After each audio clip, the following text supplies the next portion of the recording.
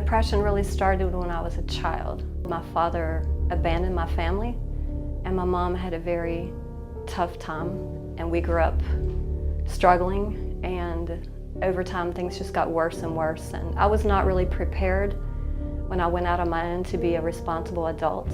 And as the years went by, things built up and built up and built up, and the depression just got worse and worse, and I had a giant empty space inside me that I felt like was never filled. The outer part of me looked fine, but the inside part of me was in bad shape.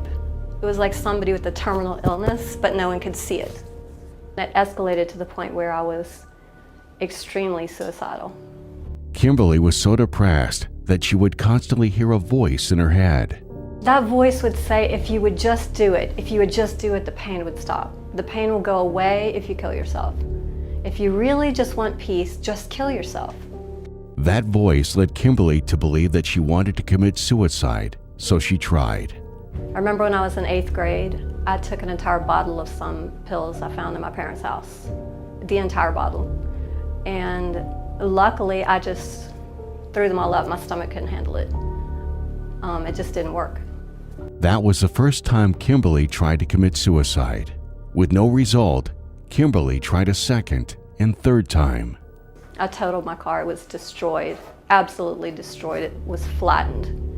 I remember at the scene of the accident, waking up with blood running down my face and thinking how terrible I'm still here.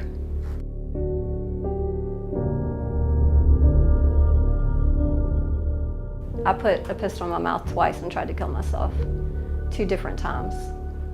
The first time, I remember, it was dawn, and I had been up all night, crying the entire night, and I couldn't take it anymore.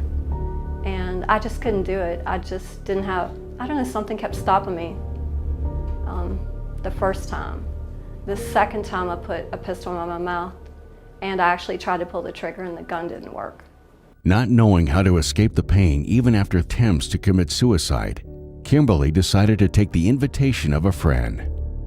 I actually came because someone that I had known for a long time invited me. And I actually came to support someone else I knew that was sick. I thought, well, if they're sick, I'll come and I'll try to pray for them and see if I can help them in their life. And that was the irony of it. I didn't even come for myself. I came to try to support somebody else who had started coming, who needed to come, who was sick. But it was the best thing I ever did. It changed my life. I would be dead. There's no doubt in my mind I would be dead right now if I had not come in this church. I came on a Friday to the service of liberation. That was the first service. And I kept coming, and little by little, Sundays, and I realized I couldn't do it by myself, and I put my life in His hands, and that's when things really started to change. After learning how to use her faith in a practical way, Kimberly became a miracle. I don't have that empty feeling I had on the inside that's full. It's full of the Holy Spirit, and I'm happy. I feel happy on the inside. What you see on the outside is how I am on the inside. So I really am happy now. Before I used to pretend, now I don't have to pretend I'm happy. I actually feel happy. At one point, about 1.5 years ago, I was diagnosed with rheumatoid arthritis, and there's no cure for that. It just gets worse and worse.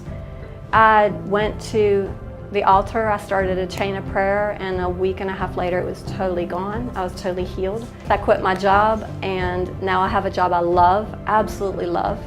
I am truly happy because I found the man of my dreams, and we got married last December in a holy pact with God, and I am very, very happy. My name is Kimberly Garcia, and I am a miracle.